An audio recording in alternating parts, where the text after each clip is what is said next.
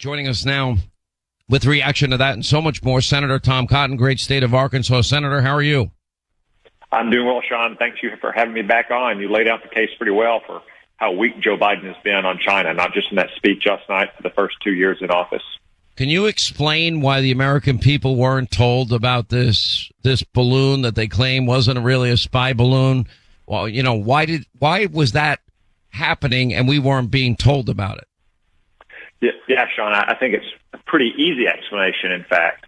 I can tell your listeners that there's no question this balloon could have been shot down over the Aleutian Islands off of Alaska. No question at all.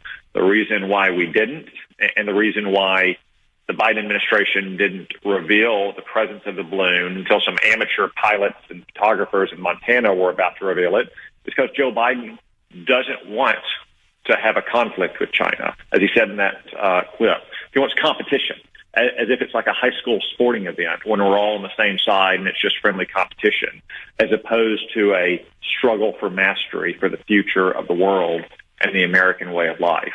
I'm confident if that balloon hadn't been spotted over Montana, that the Biden administration probably would have let it float on its merry way across the country and not shot it down when it got to the Atlantic. They might not have even told Congress about it.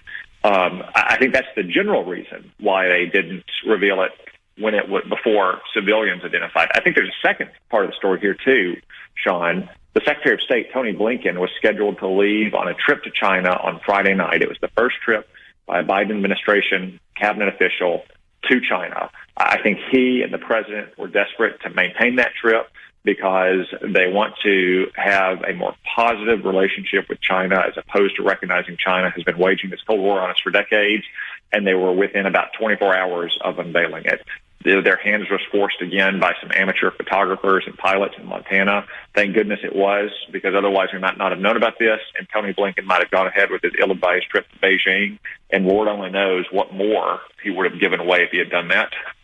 If everything we're reading about the Biden family and the business dealings with China, you know, $1 billion becoming a $1.5 billion deal with the Bank of China, after a trip with Hunter on Air Force Two, 10 days later, reports of a $5 million no interest forgivable loan, $100,000 shopping spree. Does that raise questions in your mind about whether or not the financial dealings and ties with the Biden family and China could compromise his ability to deal with this country? I think the extensive financial ties the Biden family has with major state-owned, state-affiliated, or state-directed companies in China raises serious questions about potential conflicts of interest. Chuck Schumer and Democrats in the Senate may not want to explore that, but I'm confident that Jim Jordan and James Comer and Kevin McCarthy in the House will help us get to the bottom of it. But again, Sean, it's in keeping with Joe Biden's attitude towards China going back 50 years in his time in public life. I mean, just 3 years ago, Sean, on the campaign trail, Joe Biden was still defending Chinese communists, saying that they're not competition for us and they're not bad folks, as opposed to what they really are, which is the gravest threat to the American way of life that we've probably ever faced. I agree completely with you. We've played that cut on this program and on TV as well.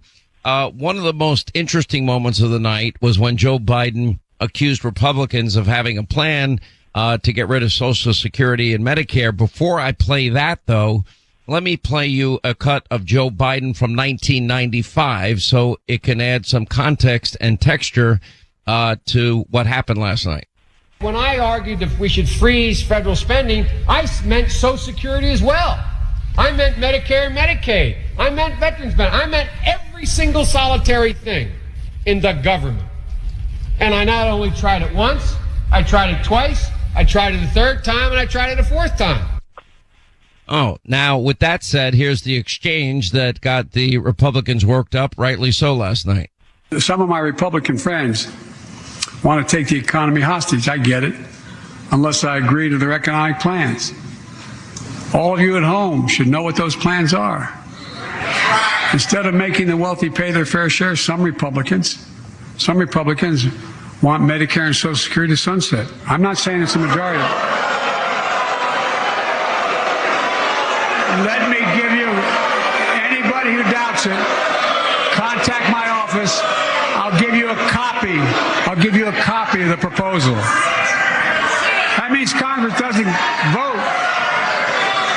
Well, I'm glad to see you. Now that, has been a lie that Democrats have used for many, many years, that Republicans have this secret plan. They do not. And then at the end, Biden said, okay, I guess we all agree on it. So I guess that means it won't be used in further elections to lie about Republicans. But in light of what he said in 95, what's your reaction? Well, that's a great find, Sean, by you and your team for what he said in 1995. Although my hunch is that since Joe Biden has been in public life for 50 years and he's such a weather vane without core convictions or principles, you could probably find him on both sides of pretty much every issue at one time or another. But as for what he said last night, obviously it was a misleading distortion. I know he and his senior White House team and a lot of Democrats are excited about that exchange. I'm a bit mystified by it, though, because all he allowed Republicans to do in one of the most viewed political moments of the year is to get on record in a somewhat sensational and therefore memorable way that, as Kevin McCarthy has said, we're not seeking cuts to Social Security and Medicare.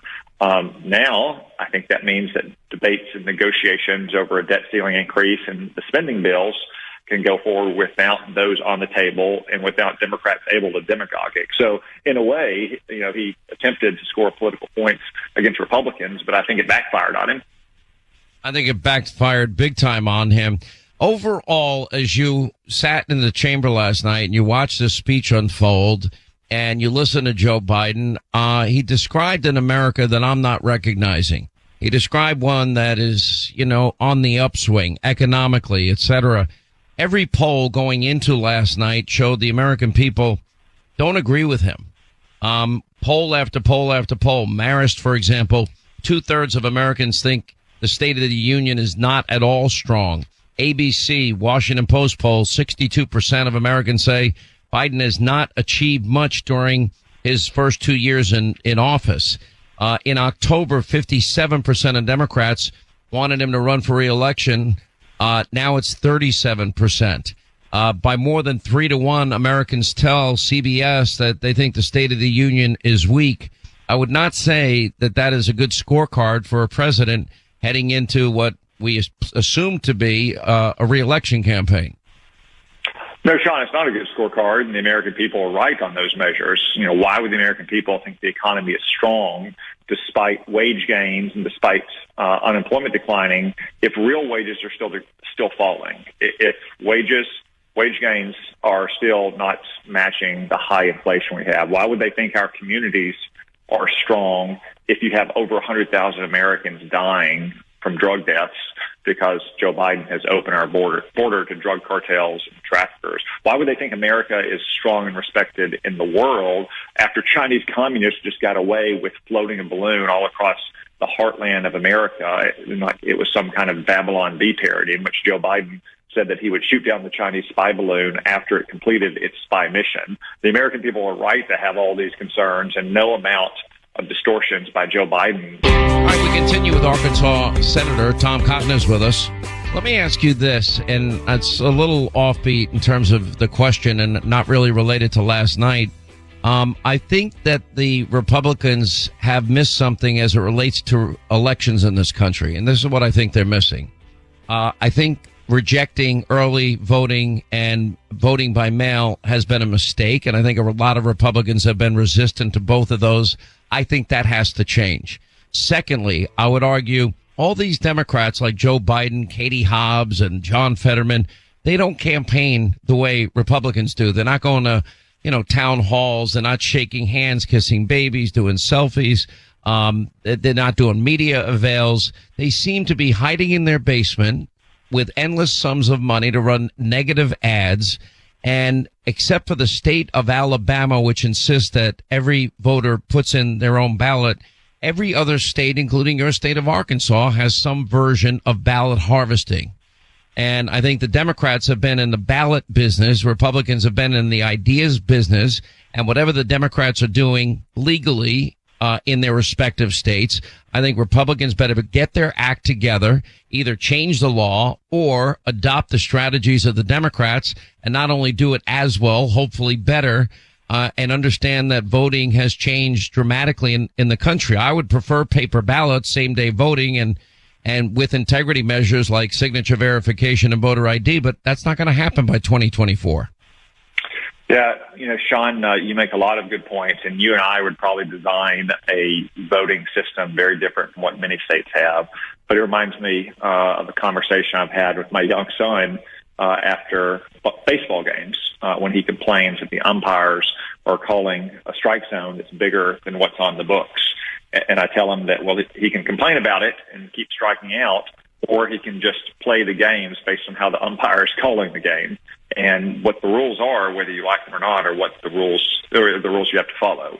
So if the state has voting by mail, or if it has not election day or election week, if it has election month or election season, then we have to accept those are the rules. We can win the elections under those rules and then work to change them to make them more to our liking. So we have more integrity in our election. So you don't have election season, but you either have, election day, maybe a week or two at most of early voting, as we have in Arkansas. But you have to run the elections based on the rules that are in place, and Republicans can do that. 10 or 15 years ago, we actually far outpaced Democrats in the ability to use vote by mail and absentee ballot chasing, as it used to be called back in those days. That's a practice that has atrophied too often in Republican campaigns. But Republicans have to run campaigns based on the rules as they are. We can change those rules to our liking once we get power, but we have to win elections to be able to make those changes. Do you agree with me that Republicans have made a big mistake by not embracing the laws in the states and embracing the ballot harvesting that the Democrats are doing? And I'm not talking about illegal ballot harvesting allowed by law. 25 states allow real significant ballot harvesting, and other states have varying degrees of it. Candidates for office have to run elections based on the laws in place, even if they dislike those laws. So for us to say we're not going to have an aggressive and robust vote-by-mail program in states that have voting by mail, or that we're not going to have ballot chasing or ballot harvesting or ballot collection or whatever you want to say, in which that's permitted under some circumstance in certain states, are tying one hand behind their back. They're letting Democrats get a leg up on them by not playing according to rules in place. Again, we can change those rules once we win the elections, but you got to play by the rules, as you say, Sean. All right, Senator Tom Cotton, love having you on. Appreciate your time, sir. Thank you. Thank you.